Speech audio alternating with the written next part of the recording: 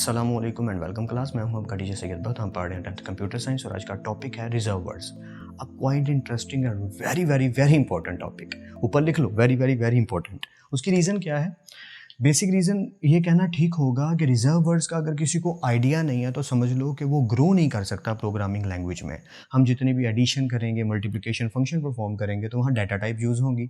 Data type मतलब reserve words, keywords, उनका काम होगा इनके साथ। खैर वो टॉपिक सारे जुड़े हुए हैं। मैंने पहले ही कहा था कि प्रोग्रामिंग कंप्यूटर साइंस लैडर की तरह है, सीढ़ी की तरह है। हर पायदान की तरह जुड़ते जाना है हर टॉपिक ने और फिर पूरी सीढ़ी बन जाएगी और हम प्रोग्रामिंग कर पाएंगे।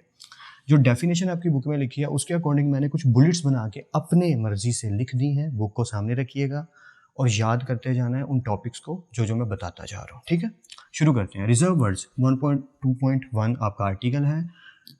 ओके, कीवर्ड्स भी इनको कहते हैं। पहली बात तो ये कि रिजर्व वर्ड्स को क्या कहते हैं? कीवर्ड्स भी कहते हैं और रिजर्व वर्ड्स भी कहते हैं। ये एक ही चीज़ के दो नाम है।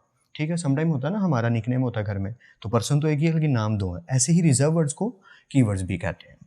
दी प्री डिफाइंड वर्ड्स। अब ये प्री डिफाइंड वर्ड्स का क्या मतलब है, ये थोड़ी सी बात मैं करूंगा तो आपको आइडिया हो जाएगा। देखो, मैथमेटिक्स में जब कहीं कोई ये वाला सिंबल यूज़ होता है, ये वाला सिंबल यूज़ होता है, या ये वाला सिंबल यूज़ होता है, या ये वाला सिंबल यूज़ होता है, चले ये भी सिंबल साथ ही लिख लेते हैं क्योंकि ये आने वाला है। तो सिर्फ सिंबल लिखते ही आपको पता चल गया यार यहाँ पे एडिशन की बात हो रही है, यहाँ सब्ट्रैक्शन की, यहाँ मल्टीप्लिकेशन की, यहाँ डिवीजन की, यहाँ परसेंटेज की। How is that so? आपको कैसे पता चला? बिकॉज आपकी मेमोरी में प्री डिफाइंड ये सेव हो चुका है। आप बचपन से बहुत ज़्यादा दफ़ा पढ़ चुके हो तो मेमोरी में सेव हो गया कि यार ये एडिशन के लिए यूज़ होता है या ये डिवीजन के लिए यूज़ होता है। तो ऐसे सिंबल जो पहले से मैथ में रिजर्व हो चुके हैं अपने फंक्शन को परफॉर्म करने के लिए, मैं उन्हें कह सकता हूँ कि ये क्या है? ये रिजर्व्ड सिंबल्स हैं। ये क्या है? रिजर्व्ड सिंबल्स हैं। अगर मुझे कोई आके कहे कि यार आप इस सिंबल को यूज़ करते हुए सब्ट्रैक्शन का फंक्शन परफॉर्म करो, तो मैं कहूँगा ये एक फॉल्स स्टेटमेंट है। क्यों कह रहा हूँ ये? क्योंकि ये यूज़ होता है एडिशन के लिए। क्यों?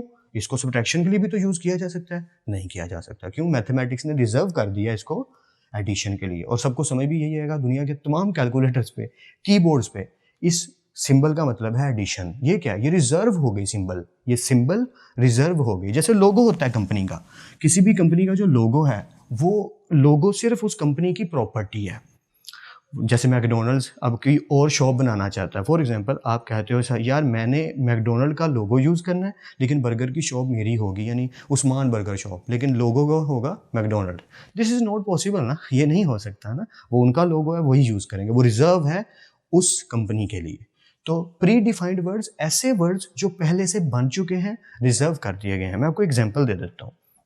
जैसे ही आप सी लैंग्वेज की बात करते हो तो अगर आप ये कहते हो सर हैश इंक्लूड, तो ये जो वर्ड है हैश इंक्लूड, इसको लिखते ही मेरी सी लैंग्वेज को पता चल गया कि ये कोई ना कोई हेडर फाइल इंपोर्ट करने लगा।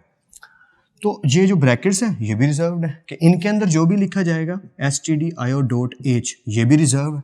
तो हर वो वर्ड जो कोई ना कोई फंक्शन परफॉर्म कर रहा है, कोई ना कोई काम कर रहा है, वो सारे के सारे क्या कहलाएंगे? प्री डिफाइंड यानी कि रिजर्व वर्ड्स। आई होप आपको मेरी बात ठीक से समझ आ रही है कि रिजर्व वर्ड्स का मतलब क्या है? वो वर्ड्स जो सी लैंग्वेज में बना के पहले से सेव कर दिए गए हैं।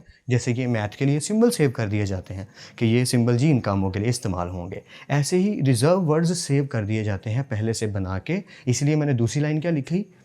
Each word has some specific meaning already known to compiler. ये दोनों लाइन ना जुड़ी हुई हैं। मतलब क्या है? हर वर्ड का एक अपना स्पेसिफिक मीनिंग है।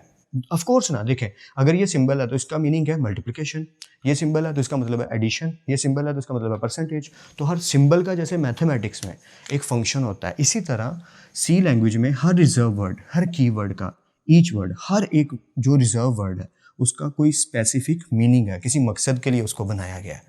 आई होप यहाँ तक समझ आ रही है। ठीक है, okay. Already known to compiler, compiler उसे पहले से जानता है, तो अगर आप उसको अपने किसी पर्पज़ के लिए यूज़ करोगे तो वो काम नहीं करेगा।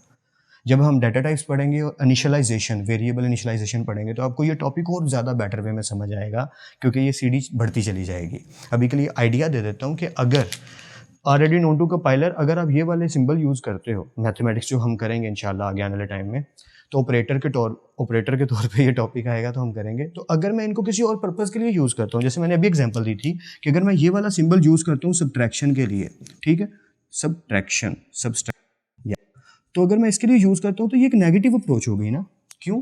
क्योंकि ये तो एडिशन के लिए यूज़ होता है। तो ऑलरेडी नोन टू कंपाइलर का मतलब कंप्यूटर इसको एडिशन के तौर पे जानता है। इसी तरह रिजर्व वर्ड्स को जो हमारा कंपाइलर है वो पहले से याद कर चुका है, उसको मेमोरी में रटवा दिया गया कि जब भी कोई रिजर्व वर्ड आए तुमने उसका ही फंक्शन परफॉर्म करना है। बुक पे आपके सामने एक टेबल बना होगा, उसमें जितने वर्ड्स लिखे हैं वो सारे के सारे रिजर्व वर्ड्स हैं। टोटल 32 हैं। तो ये ऑब्जेक्टिव पॉइंट ऑफ व्यू से पूछा जा सकता है, इसलिए मैं इसको थोड़ा सा पॉइंट आउट कर देता हूँ कि टोटल कीवर्ड्स जो आपके प्यारा सा बॉक्स बना हुआ है टॉपिक में रिजर्व वर्ड्स में वो कितने हैं 32। तो वो याद कर लेने हैं, रोज़ के 4-5 करोगे तो याद हो ही जाएंगे। ठीक है, करने हैं आपके लिए बेटर है। ओके, एंड पे एक मैंने बात लिखी जो बुक में मेंशन नहीं थी पर मुझे लगा ये ज़रूरी है, केस सेंसिटिव। अब ये केस सेंसिटिव क्या होता है? आप जब प्रोग्रामिंग लैंग्वेजेस को इंजीनियरिंग लेवल पे पढ़ोगे तो ये वर्ड आपको दोबारा सुनने को मिलेगा कि C language is a case sensitive language. इसका मतलब क्या है कि जितने भी आपने अल्फ़ाबेट्स लेटर्स यूज़ करने हैं वो लोअर केस के होंगे। लोअर केस मतलब अगर आप किसी भी कीवर्ड की बात करो या रिजर्व वर्ड की बात करो तो मैं जब भी उसको लिखूंगा, जैसे इंटीजर, फ्लोट, करैक्टर और क्या लिख लूँ, डबल लिख दूँ, इफ़ लिख लेता हूँ, चलो एल्स लिख लेता हूँ। तो ये जितने भी मैं लिखता चला जा रहा हूँ और उस बॉक्स में बहुत ज़्यादा सारे हैं, तो गौर करो वो सारे के सारे स्मॉलर लेटर्स हैं, कहीं भी कैपिटल लेटर यूज़ नहीं हो रहा। I hope you get it. मैं फिर से रिपीट कर दूं। ओके, जितने भी हमारे कीवर्ड्स होंगे या रिजर्व वर्ड्स होंगे उन्हें जब भी लिखा जाएगा, यूज़ किया जाएगा, तो उनके सारे के सारे अल्फ़ाबेट्स हमेशा लोअर केस यानी कि स्मॉलर अल्फ़ाबेट्स होंगे। ये याद रखना है। बड़ी ABC नहीं आएगी, छोटी ABC आएगी। हमेशा अल्फ़ाबेट्स स्मॉल लेटर यूज़ किए जाएंगे। बस ये कुछ बातें थी बेसिक सी जो रिजर्व वर्ड से रिलेटेड आपको बतानी थी। आई होप सो आपको काफ़ी हद तक आइडिया हो गया हो कि मैं क्या बताना चाह रहा हूँ, और बुक को सामने रखा करें, उसे पढ़ के याद भी करना आपने। फिर मिलते हैं नेक्स्ट लेक्चर में। I hope so I help you well. तब तक अपना और अपने घर वालों का बहुत ख्याल रखिएगा। खुदा आप सबको बेहद खुश रखे और बहुत कामयाब करे। खूब मेहनत करते रहिए लेकिन स्मार्ट वर्क के साथ। अल्लाह हाफिज़ क्लास।